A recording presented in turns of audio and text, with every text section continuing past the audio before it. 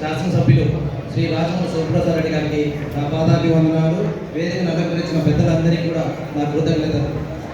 ఇక్కడ విషయం ఉండేది మాటలు చెప్తానండి, ఎక్కువ లేదు. మన తెలుగుదేశం పార్టీకి ఎందుకు ఓటేయాలి, వైఎస్ఆర్ కాంగ్రెస్ పార్టీకి ఎందుకు ఓటేయాలి, ఈ రెండే కారణాలు.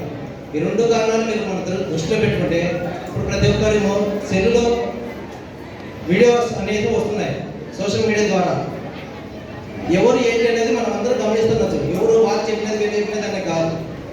కేవలం మనకు 5 సంవత్సరాల అధికార పార్టీ ఉన్నప్పుడు 3 సంవత్సరాలు మనం తీసేస్తే కరోనా కాలం 2 సంవత్సరాలే, ఒక 6 నెలలు అటు ఒక 6 నెలలు ఇటు తీసేస్తే 2 సంవత్సరాల కాలంలోనే మన ప్రొద్దుటూరు ఎంత అభివృద్ధి చెందిందనేది ఒక్కసారి మనం అందరూ గమనించచ్చు.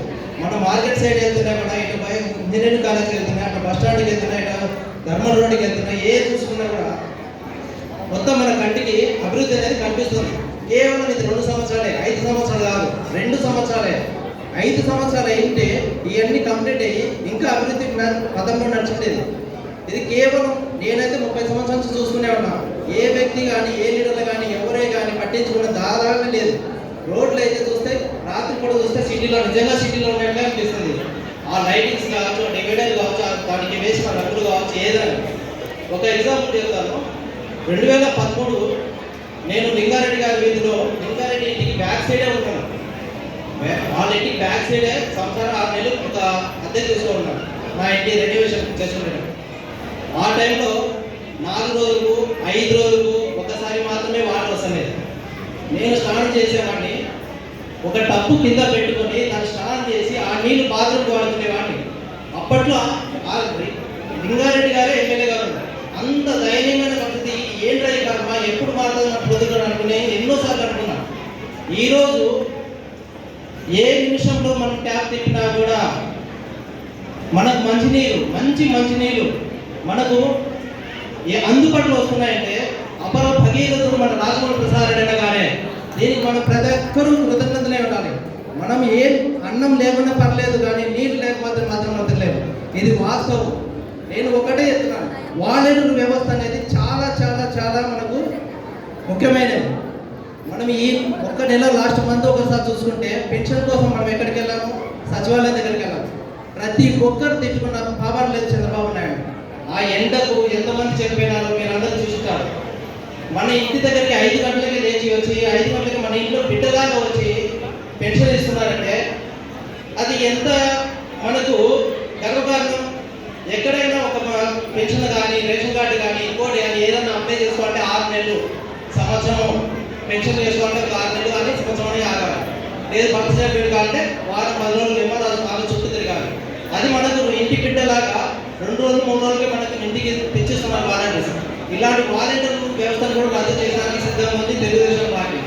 మళ్ళీ మనమంతా ఒకటే చెప్పాలి, జగన్మోహన్ రెడ్డి గారికి మన జిల్లా వాడైనందుకు, మన గర్వకారమైనందుకు, మన ఊర్లో రాజమౌళి ప్రసాద్ రెడ్డి అంత మంచి వ్యక్తి, అటువంటి నాయకుడు పుట్టబోడు కూడా.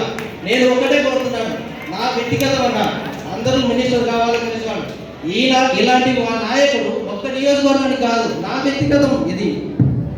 ఆయన రాష్ట్రానికే నాయకుడు కావాలని నేను మనస్ఫూర్తిగా కోరుకుంటున్నాను. కావచ్చు కాకపోవచ్చు, అది ఎప్పుడైనా కానీ చేరచ్చు చేరకపోవచ్చు. నేనైతే నా వ్యక్తిగతం చెప్తున్నాను.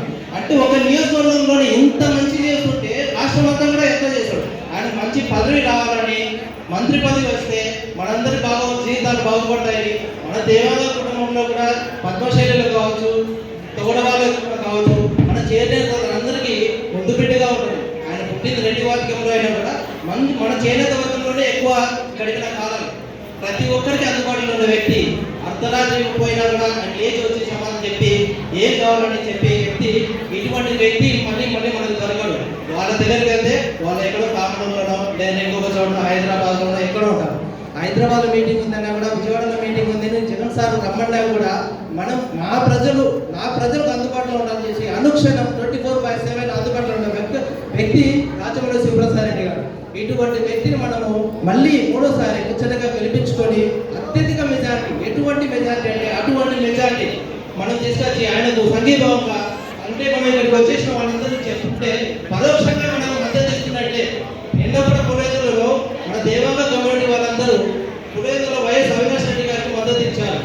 మన ఊర్లో కూడా దాదాపు 35 నుంచి 40 వేల మెజారిటీ ఓట్లతో శివప్రసాద్ రెడ్డిని మళ్ళీ గెలిపించుకొని మంచి కాలం మనకు మస్తుగా ఉంది కాబట్టి ఆయన గెలిపించుకోవాల్సిందిగా నేను ప్రార్థిస్తున్నాను.